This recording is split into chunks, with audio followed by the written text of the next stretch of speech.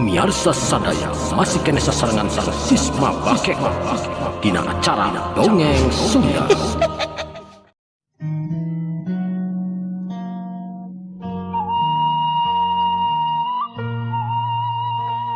Bismillahirrahmanirrahim. Assalamualaikum warahmatullahi wabarakatuh. Alhamdulillah wa syukurillah mitra-mitra kaum dangu sadayana urang masih kena tiasa patepang dangu deui. Tiasa sasarengan deui sok sanos mung dicomantarang langkungan senal sisma bakekok. Anu alhamdulillah dina dinten ayeuna urang teraskeun dihanca dongeng anu katunda dina dinten kamari cecerna si Peloy karya Carsun Bakekok. Dina dinten ayeuna teh teraskeun hanca bagian anu ka 47na. 48 apunten. Atuh kituna mudah-mudahan ku aya ieu acara dongeng teh sing ngacantenkeun panglipur kalbu panggeberahmana hiburan kanggo mitra-mitra sadayana di mana wae ayatna disuklakna disiklukna anu sami-sami mika cinta tur mika resep kana seni budaya Sunda. Etang-etang ngamumule seni urang, seni tradisional Sunda, seni tradisional Indonesia. Dihilap pribados nuhunkeun pisan ka sadayana palawargi anu tos pasihan dukunganana, anu tos pasihan subscribe-na na channel Sisma Bakekok ieu. Atuh kanu teu acan mangga dukung, mangga subscribe supaya channel ieu tetep aya tur tiasa masihan hiburan-hiburan anu langkung sae deui kanggo mitra-mitra sadayana. Atuh ku kituna mitra-mitra pribados oge kanuhunkeun pisan ka sadayana anu sok tiasa mararanco, anu sok satiasa tuhu ngandangukeun ieu acara dongeng teh. Di antawisna aya urang Mandalawangi Pandeglang Banten. Wilujeng ngandangukeun urang Mandalawangi, aya urang Cikande Banten. Wilujeng ngandangukeun oge urang Cikande kumsa wilayah Cikande nya. Atuh aya wae anu di daerah ibu kota ieu. Jakarta Utara, aya anu di Bekasi, aya anu di Komplek Indah Cibarusah Bekasi, hatur nuhun pisan. Dilap kanggo mitra-mitra anu aya di wilayah Bogor, aya anu di Cileungsina, aya anu di Gunung Putri na di Cikeas, teras oge aya anu di Bogor Barat. Hatur nuhun wilujeng ngandangukeun nya Bogor Utara panginten, Bogor Barat, Bogor Selatan aya. Aya anu di Ciawi na mangga wilujeng ngandangukeun oge nya. Dilap kanggo wargi-wargi anu aya di Sukabumi, anu aya di Cianjur, Cianjur Selatan, Cidaun wilujeng ngandangukeun sadayana nya. Atuh kepala wargi anu nuju aya di luar negeri didamel di Saudi Arabia, anu aya di Taiwan, anu aya di Korea wilujeng ngandangukeun oge hatur nuhun dukunganana. Teras oge ka wargi-wargi anu aya di wilayah Palih Kalimantan ieu aya di Banjarnegara ieu. Hatur nuhun pisan di Banjarnegara Panajam Utara wilujeng ngandangukeun wae nya ieu dongengna. Tukang artusukan teh ieu bahasa Sunda. Hatur nuhun nya. Kana dukunganana. Aya deui mitra-mitra anu di daerah Tasikmalaya, aya anu di Cikatomasna, aya anu di Cayur Cikatomas tangtosna, aya oge anu di Salopa. Nah, wilujeng ngandangukeun urang Salopa, urang Cikatomas sadayana. Teu hilap kanggo ka urang Karangnunggal Tasik Selatan, aya anu di Pantai Indah Sindangkerta, Pantai Indah Cipatujah, Cihras, hatur nuhun. Oge teu hilap kanggo ka urang para ojek-ojek ieu urang Sabeulit, urang Gunung Sabelah, Morosole wilujeng ngandangukeun hatur nuhun pisan dukunganana nya. Aya oge anu di wilayah Garut, sawilayah Garut wilujeng ngandangukeun sadayana. Teu hilap ieu kanggo urang Cikancung Ranca Ekek, kanggo ka urang Sumedang hatur nuhun, kanggo ka urang Subang, kumaha urang Subang hatur nuhun ieu mudah-mudahan sadayana sing sararehat. Aya oge anu di Cililin, Cipongkor, teras ka Cililin gunung naon nya? Oh Gunung Halu, mohon hatur nuhun wilujeng ngandangukeun ieu sadayana hatur nuhun dukunganana. Mitra-mitra saperti nyangkolong tinggal waktos, mangga atuh urang dilajengkeun wae ieu dongeng Sunda teh. Rung.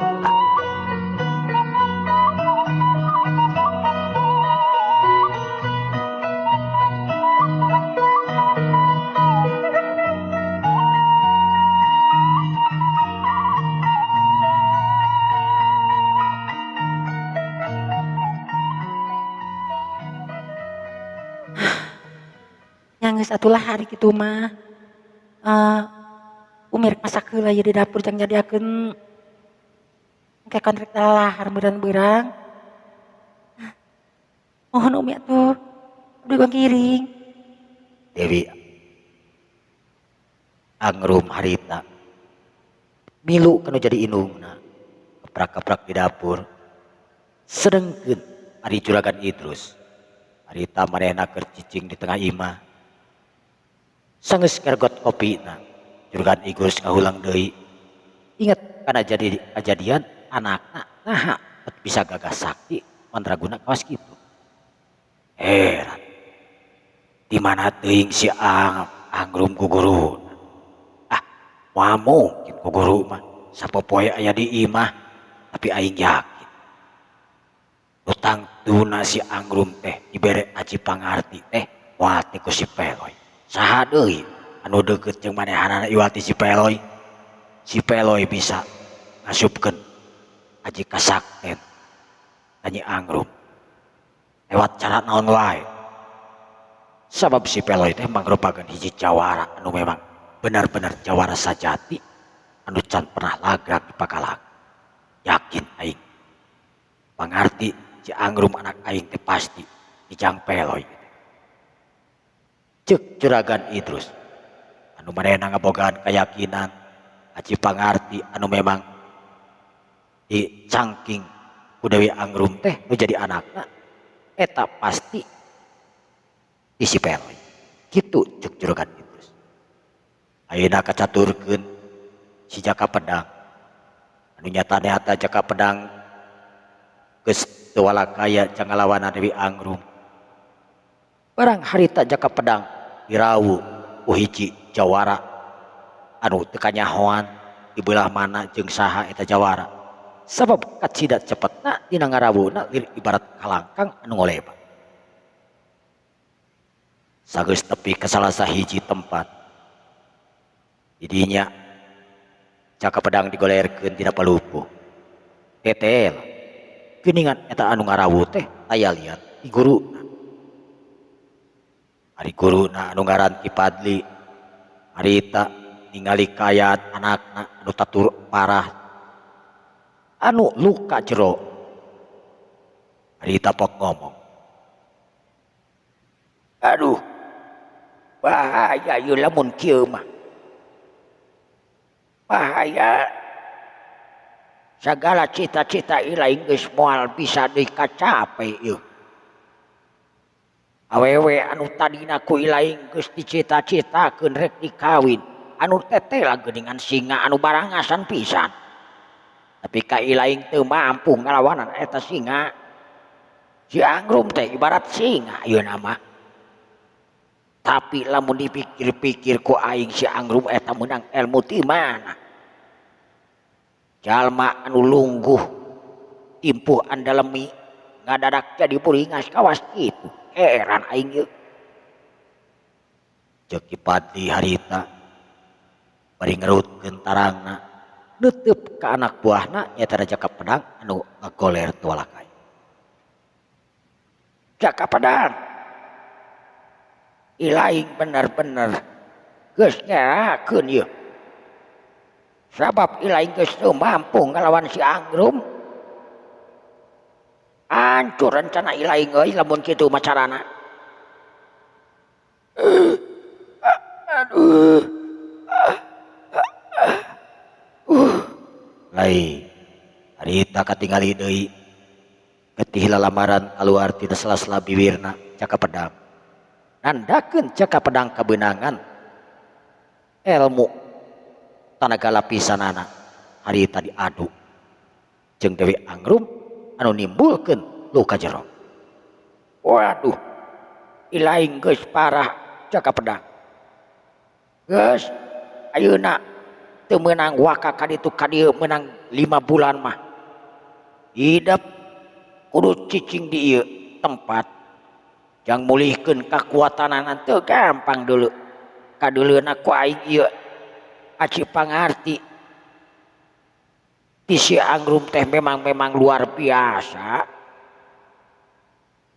ceuk Ki Padli harita Aki Padli geus nyaho naon anu tumiba ka muridna nyaeta Jaka Pedang anu kakeunaan tur tatu di jero awakna harita tenaga lapisan Dewi Anggrum kacida kuat sehingga teu mampu dilawan ku tenaga lapisan anu memang sahanapeun Dewi Anggrum.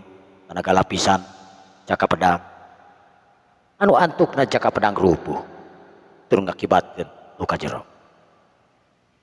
Sageus kitu rageuyeng Jaka Pedang harita dibawa ke jero imah.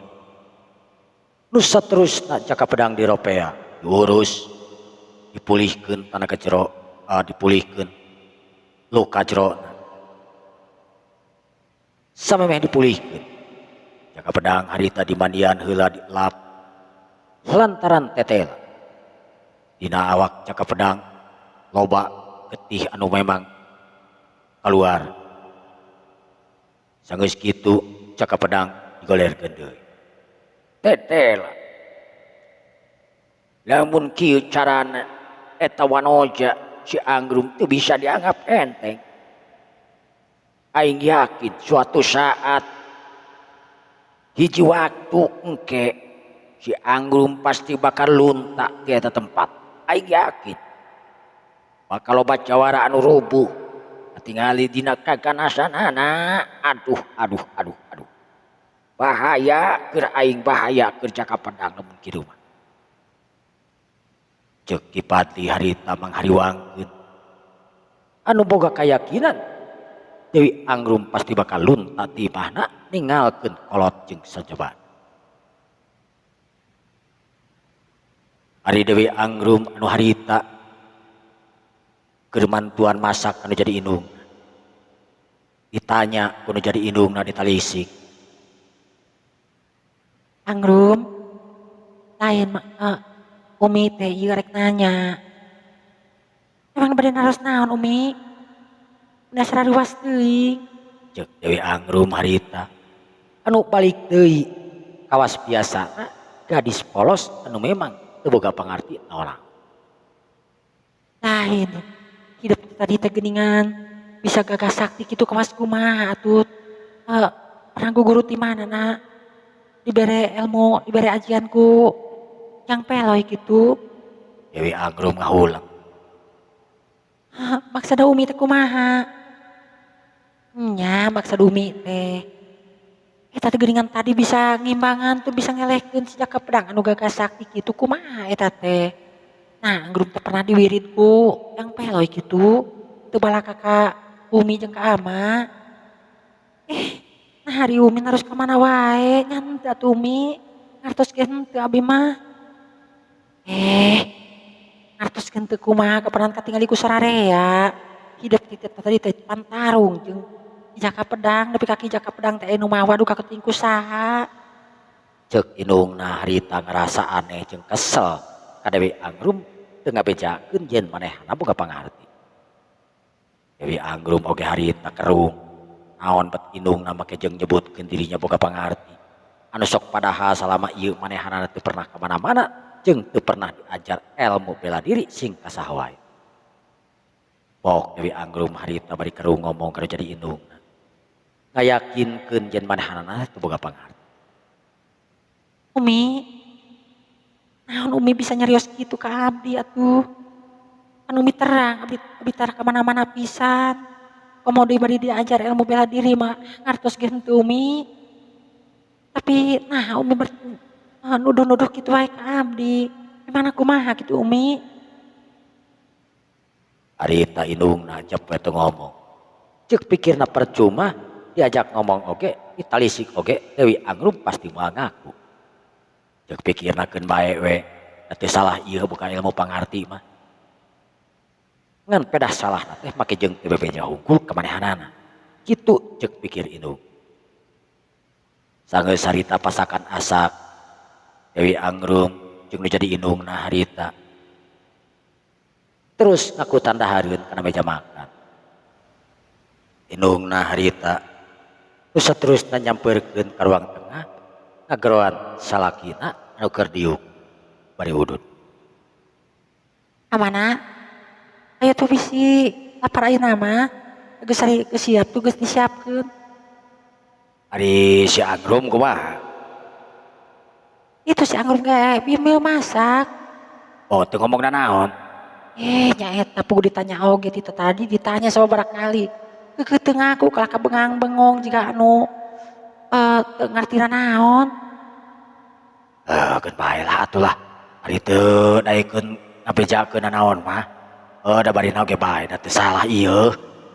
Alus malahan boga ilmu pangartingan pedah we nyaeta teu ngobrol hungkul geuningan ka urang-urang. Nya bae we. Ieu tuh bida geus lapar pisan di abdi mah. Nya atuh ayu. Harita dua dana ada rinit karena meja makan. Hari pembantuna terus nyiap-nyiapkeun segala rupa keperluan. Dewi Angrum atut keluargana prak harita dalalahar dina meja makan bangun anu konyona keran. Dina sela-sela daharna harita juragan Idrus ngomong ke Dewi Angrum. Angrum, Kumaha Pak? lain amat tarik nanya nu bener ieu teh. Harus naon deui atuh amat? Nya teu jauh jeung nu tadi ari. Nanya amat teh hayang apal anu jelasna. Hoyong terang naon amat? Dewi Angrum malohok. Kalah molahak polohok. Ari hidup boga pangarti teh pangarti ti mana? Saha nu mere pangarti hajang peloy anu ngawirit pangarti hidup teh? Amat jeung Umi kunaon sih? Make jeung naroskeun wae. Abdi gaduh pangarti naon atuh amat? Make jeung pangarti naon? Nya pangarti ilmu bela diri anu ku hidup di piboga anu jelas-jelas ama nyaksian kapanan hidup tarung patutunggalan jeung caka pedang. Dewi Angrum ngahulang deui wae. Naon anu diomongkeun kudu jadi kolotna masih kena teu kaharti ku manehanana. Nyebutkeun manehanana geus tarung patutunggalan. Sedengkeun dirina ngarasa yen manehna teh kakara pisan udang sare. Dewi Angrum harita kalah seuri. Imut kagelenyu pok ngomong. Ama, Umi, kunaon? Nah, kapanan terangnya lira Umi, abi teh kakara uga bobo. Nah, tos disangka-sangka, abi tos tarung segala rupa tuh Umi teh. Nyanggeus atuh rimal ngabejakeun mah. Rimal ngabejakeun itu hayangeun naon ngaranna teh? Itu hayangeun apal mah gitu ama jeung Umi imah ngabejakeun masalah hidup mah nya geus atuh salah ieu oge. Dewi Angrum harita melohok deui wae. Indungna neken manehna boga ilmu pangarti sedengkeun manehanana teu rumasa diajar ka mana wae jeung ku guru ka saha wae. Dahar harita dipungkas kudu jadi bapakna jeung indungna. Alhamdulillah geuning dahar ieu poe ieu asa ponyo-ponyo teuing Umi. Nya beureunan capek jeung rasa seneng oge deui masalah si jaka pedang kapanan tadi geus naon ngaranna teh? Nya geus eleh lah kitu geus moal daekeun ka dieu deui jiga nama. Ya mudah-mudahan we atulah. Paling oge anu ka dieuna lain ku jaka pedang beureunan tapi ku guruna anu ngaran Ki Padli. Tapi ayeuna mah panan geus sidi. Ilmu jaka pedang teh eueuh nanaonan lamun ngalawan ka anak urang mah ceuk juragan Idrus harita bari ngareret kana jadi anakna anu masih kena dahar meakeun sangu terakhir. Dewi Angrum ngareret deui kana jadi indung papan. Ama teh nyarios naon deui atuh ama? Nya gaduh naon atuh abdi teh? Ceuk Dewi Angrum. Keukeuh manehna nyebutkeun teu nyaho jeung teu ngaku manehna boga pangarti. Anu sok jelas-jelas lain kur manehanana atanapi kolotna hungkul anu nyakseni kawas tadi teh manehna tarung. Tapi warga meh sakampung jeung murid-muridna Ki Jaka Pedang nyaksian yen manehna teh bener-bener tarung jeung Ki Jaka Pedang. Jep we atuh harita juragan Idrus teu ngomong deui. Terus seterusna ngaleos ka tengah imah. dituturkeun kudu jadi indungna. Dewi Angrum harita dina hatena pok ngomong. Kunaon adi si Ambu jeung si jeung si Ama teh make neken-neken ka aing wae jeung nyebutkeun aing boga pangarti boga ilmu silat. Di mana aing guguru padahal teu nguruskeun nu kararitu teu ngarti-ngarti acan. Cek Dewi Angrum bari mereskeun piring nu saterusna ka tengah imah nuturkeun indung bapana anu darariuk dina kursi. Sanggeus puguh kayaan kawas kitu mah kabehanana teu nyangkut-nyangkut deui kana masalah Dewi Angrum anu boga pangarti ngadadak. Juragan Idrus harita pok ngomong ka jadi indung jeung ka anak buahna anu memang tadi geus digeroan. Salim, tingali heula ka padepokan jug. Di paguron teh aya naon wae jeung aya saha wae di ditu teh. Kapanan jelas guru ilaing mah geus eueuh meureun. Oh sumuhun Pak Juragan. Tadi teh atos ku abdi ka ditu cuman ya kitu ngadon aya sababaraha urang we anu salik di dinya eta oge urang jauh sanaya urang lembur dieu anu caket. Oh memang aya murid-murid anu jauh gitu. Aya anu ti benten daerah, benten desa gitu. Oh cina ka dieu heula tuh. Nah betah cicing di dinya atawa rek balik atawa kumaha ke ku ama ditanya ka dinya. Muhun atuh Juragan mangga. Harita anu ngaran si Sarif teh leng aleos deui ningalkeun eta riungan antara Juragan Idrus jeung keluarga. Sanggeus kitu Dewi Angrum pok ngomong. Ama, memangna Ki Jaka Pedang teh ka mana kitu? Ki Jaka Pedang teh puguh ge. Tadi nu geus diomongkeun teh kapanan tarung jeung hidup nepi ka atuh jijero jiga nama. Sanggeus ngagoler tadi kapan aya nu ngarawu ku hiji jalma anu teu dikanyahokeun saha. Sabab kacina pisan cepetna liri barat kalangkang. Nyentang tuna beureunan. Teuing guruna Ki Jaka Pedang eta Ki Padli teh tawa teuing saha. Kan anu jelas geus ngarawu Jaka Pedang dibawa kabur. Dewi Angrum harita polohok. Dirina teu percaya kana naon anu diucapkeun kudu jadi kolotna. Tapi lamun dipikir-pikir kolot tambah mungkin bohong karena naon anu ditempona. Didinya harita Dewi Angrum mikir dina hatena. Ras ingat raja jin anu aya dina geulang anu diparentahkeun ku si Peloy nyaeta patalukanana ditah ngajaga ka diri. Bok Dewi Angrum harita dina hatena ngomong. Nah, anu ditinggali ku si Ama jeung ku indung aing atau anu lainna. Yang tuna ieu mal bohong. Sanajan aing teu ngarti jeung teu nyaho. Tapi nyata-nyatana eta Ki Jaka Pedang teh bener. Geus eleh ku aing cenah tadi. Moal gitu. Raja jin manu aya dina ieu geulang anu mantuan ka aing atawa asup ngarajuk ka aing. Sabab yang cina kitu lamun peuting arek najang ngelek jadi manusia.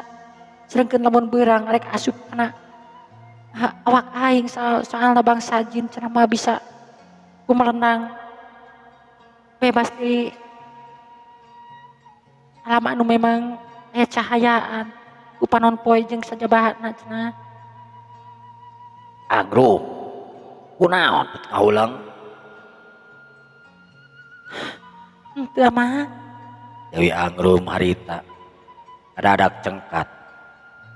Ka mana Angrum? Abadi ka kamar heula mui. Make jeung arek ka kamar rek naon cicing heula di dieu. Kamar rek nanya. Harus di naon deui atuh Ama? Sugan Angrum ngimpi atawa pernah menang omongan naon ti Jang Peloy. Dewi Angrum harita pok ngomong bari ngahulang tarangna dikerutkeun. Inget kana impianana tapi eta oge teu terus impian. Buru manehna ngoreja tudang tabeurang. ari ngimpen makantos ama ngimpen naon gitu. Ya abdi teh kantos dina impenan teh abi nganjang ka tempat anu memang asing ke abi tuh ka di mana. Jeung teu diteuteuk ku hiji raja sapertos nama tapi duka saha jeung di mana gitu abi teu terang. Terus kumaha? Nya anu stres nama abdi sieun ngorejot ujug-ujug abi tagrag kana ubin ama. Jadi terus meureun ngimpina. Nya mung sakitu we. Nyatu eki sakitu mah teu lain ge ngimpi meureun. Cek juragan Idrus harita anu hanyelu. Sugan teh impian anu kumaha? Yang satu rek ka kamar manjuk lagi istirahat. Wayakeun tok sasarian wayakeun ieu. Mohon moal boboyak ieu. Cek Dewi Angrum. Bari cengkat teruskeun lempangna nyaeta ka kamar manehna. Sanggeus aya di jero kamar cetrek harita dikunci. Terus Dewi Angrum pok ngomong sorangan. Manehna banget ku bingung jeung kaget naon anu disebutkeun ku kolotna. Bener atawa henteu? Manehna ingat kana janji siluman atanapi raja eta siluman. Raja jin anu aya dina geulang. Yen lamun hayang papanggih kudu ditepak 3 kali eta geulang tan waneh eta jin bakal keluar. Dewi Angrum harita kawani-wani karep eta geulang digosok bari ditepakan ku Dewi Angrum. Raja jin uruk keluar kaula ya omongan ieu. Kaula ya tanyakeun ka anjeun. Cek Dewi Angrum harita. Barangkeur kitu riek. Karasa imah asa ngariep. Tuturkeun aya angin anu ngagelebung. Cakakak harita kadenge aya nu seuri sorana handaruan kan.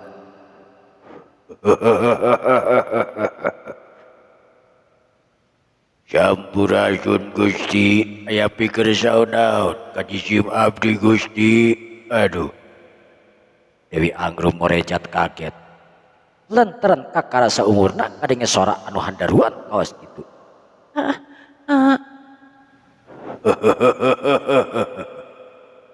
Tekenging sieun Gusti. Apanan dina wengi tadi urang patos patepang. Aya keur saeunaon naon ka diri abdi Gusti pangacarioskeun. Dewi Angrum barang ngadenge sora anu memang kadenge na bijak keur manehanan. Pok Dewi Angrum harita ngomong. Ayeuna mah geus teu sieun deui.